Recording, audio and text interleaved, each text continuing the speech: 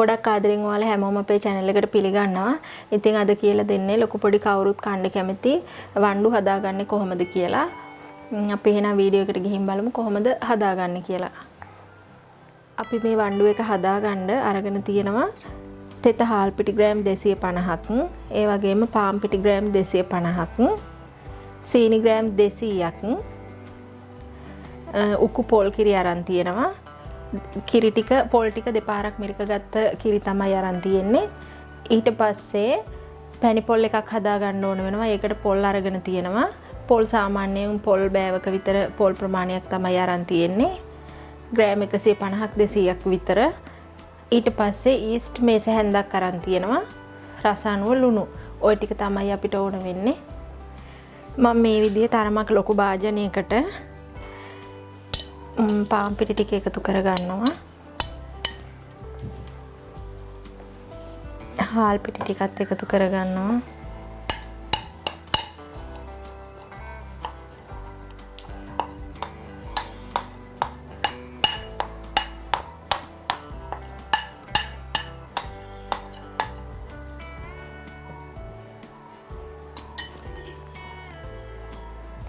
ඒකටම ඊස්ට් ටිකත් එකතු කරගන්නවා.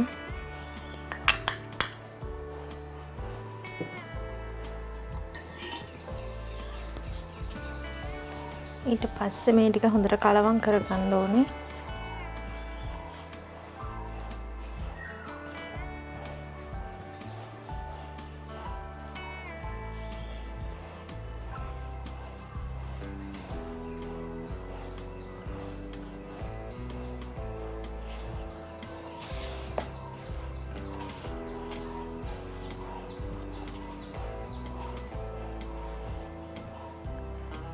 මේ ටික මෙහෙම කලවම් කරගත්තට පස්සේ මම පොල් කිරි ටික එකතු කරනවා. ඔයාලට වතුර වලින් අනා ගන්නත් පුළුවනි.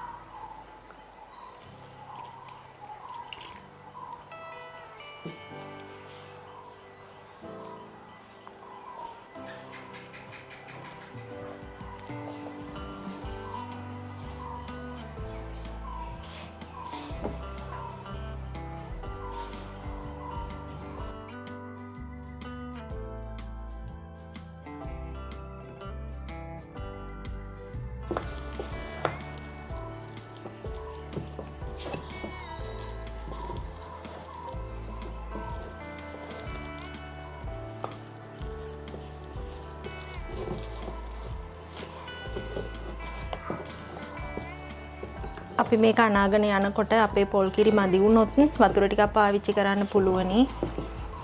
අනිත් කාරණේ තමයි මෙතෙන්ට දැන් මම හාල් පිටි පාන් පිටි දෙකම සමසමව ගත්තට පාන් පිටි වලින් නෙමේ හාල් පිටි වලින් විතරක් උනත් හදන්න පුළුවනි.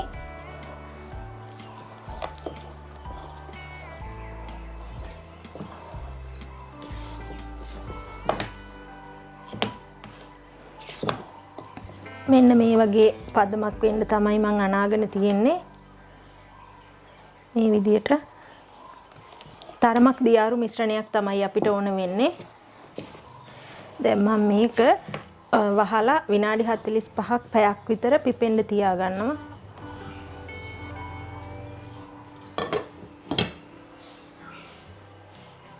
දැන් මම පැණි පොල් එක හදාගන්න තමයි යන්නේ. භාජනයක් රත් වෙන්න ලිපේ තියලා තියෙන්නේ. ඒකට සීනි මේස හැඳි එකමාරක් විතර කැරමල් වෙන්න දා ගන්නවා.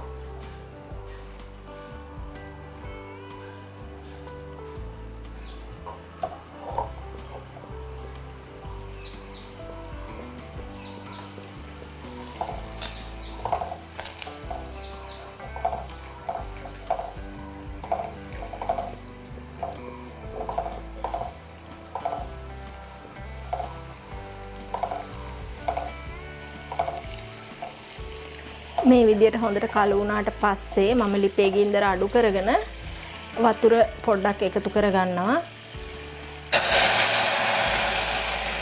ඇල් වතුර තමයි එකතු කරගන්නේ. ඊට පස්සේ ඉතුරු සීනි ටිකත් මම මේකට එකතු කරගන්නවා.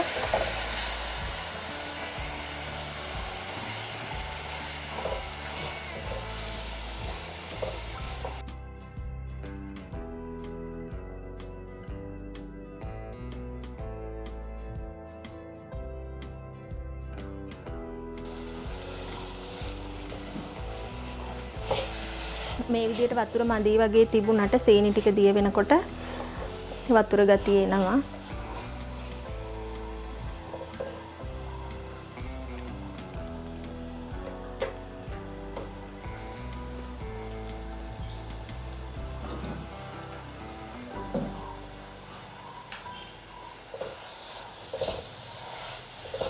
ඔයාලට මේ පැණි පොල් එක හදාගන්න ඉදි දැන් සීනි ටික කැරමල් වුණාට පස්සේ දාගත්ත වතුර ප්‍රමාණය මදි වගේ තේරුනොත් නැවත වතුර ටිකක් එකතු කරගන්න.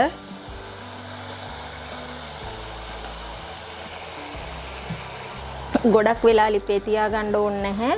සීනි ටික දිය වෙනකම් මේ විදියට කලවම් කරගත්තාම ඇති.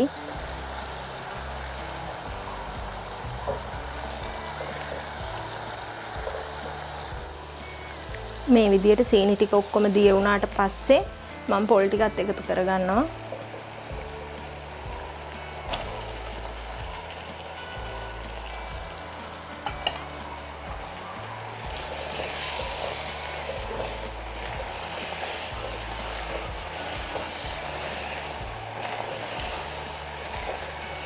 පැණි පොල් එක දැන් ඔන්න හදාගෙන ඉවරයි. මෙහෙම පොඩි දියාරු ගතියක් තිබුණට කමක් නැහැ. අපිට අපේ පිටි මිශ්‍රණයට දානකොට ඒක ගානට හැදෙනවා. දියාරු උනේ නැහැ කියලා ප්‍රශ්නකුත් නැහැ. මට චුට්ටක් මේ විදියට දියාරු ගතියක් තියෙනවා. මම මේ වෙලාවේදී ලිප ඕෆ් කරගන්නවා. මොකද නිවෙන කොටත් මේක හරියන නිසා. මේ විදියට දැන් පැණි පොල් එක නිවෙනකන් තියලා තියමු.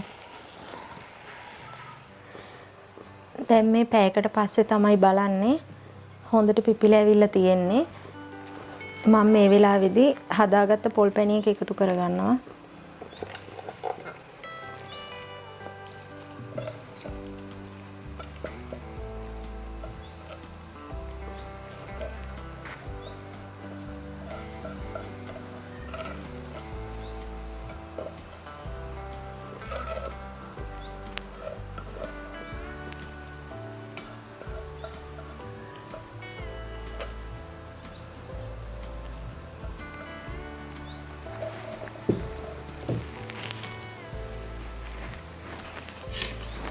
ඊට පස්සේ ලුණු චුට්ටකුත් දාගන්න ඕනේ.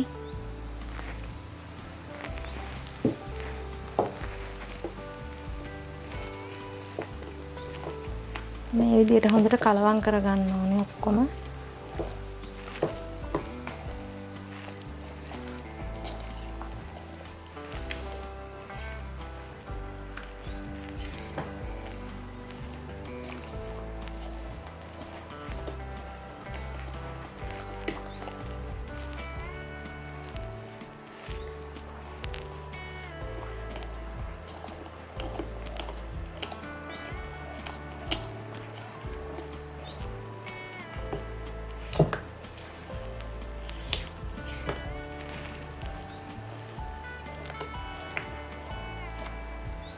මේ විදියට අනල ඉවර වුණාම මේ වගේ පදමක් තමයි තියෙන්නේ. ගොඩක්ම දියාරු කරගන්නෙත් නැතුව ඝන කරගන්නෙත් නැතුව මේ වගේ පදමකින් තමයි තියෙන්න ඕනේ. මම අද මේ වණ්ඩු ටික හදාගන්නේ මේ වගේ කප් තිබුණ මංගාව ඒ ටික අරගෙන මේ වගේ කැන්ද කොලත් අරගෙන මේ ඇතුළට මේ විදියට දාගන්නවා.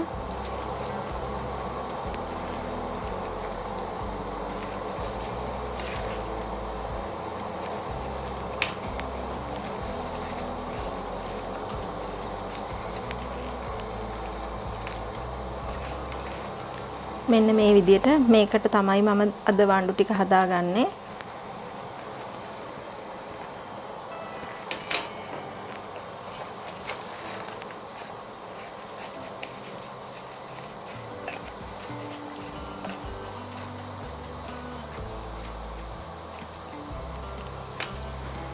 මම මේ විදියට මේවට පුරව ගන්න තමයි හදන්නේ.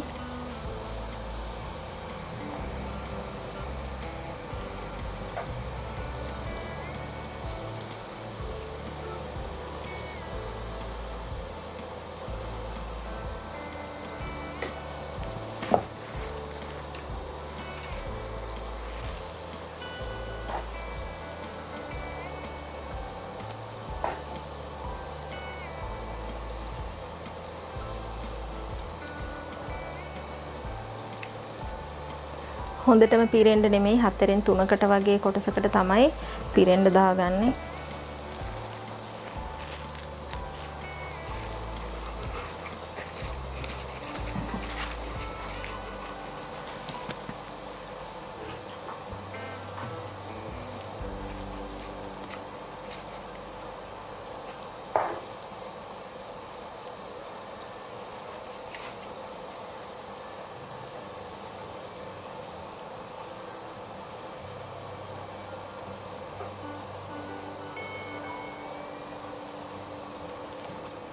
මම මේ විදියට දාගෙන තියෙන්නේ අපේ වණ්ඩු ආප්ප ටික.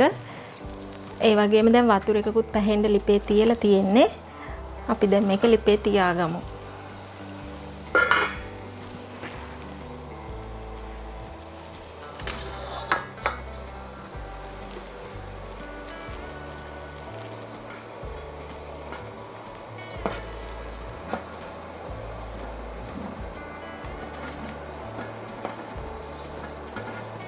මේ විදියට වහලා විනාඩි 10ක් විතර තියාගෙන බලමු තැම්බිලාද තියෙන්නේ කියලා. ඔන්න දැන් විනාඩි 10කින් මම ඇරලා බලන්න තමයි හදන්නේ. හොඳට තැම්බිලා තමයි තියෙන්නේ. මම මේ විදියට කූරක් දාලා බලනවා ඇතුළ හොඳට තැම්බිලාද කියලා. හොඳට තැම්බිලා තියෙන්නේ. මේ විදියට කූර දාලා බැලුවහම අමු පිටි මේ කූරේ ගෑවෙනවා නම් තැම්බිලා නැහැ. තව ටිකක් වහලා තියන්න ඕනේ. දැන් මේ ටික මම ලිපෙන් බා ගන්නවා.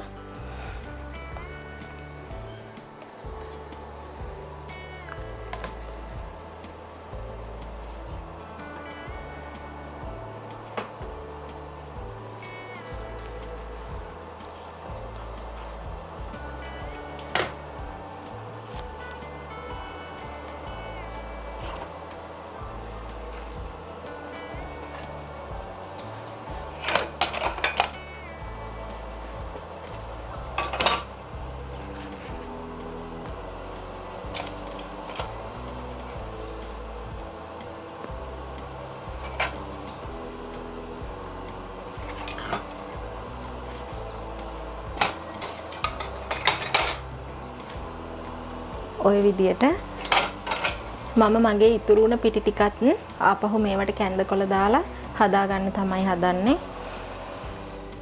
ඔන්න ඉතින් මේ විදියට හදාගෙන තියෙන්නේ. මට 15ක් තමයි හදා ගන්න පුළුවන් උනේ.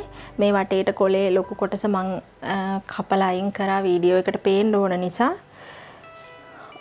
මේ විදියට හොඳට සොෆ්ට් එකටම තියෙනවා. මේ විදිහට ඔයාලත් හදන්න අනිවාර්යයෙන්ම මම එකක් කඩලා පෙන්නන්නම්.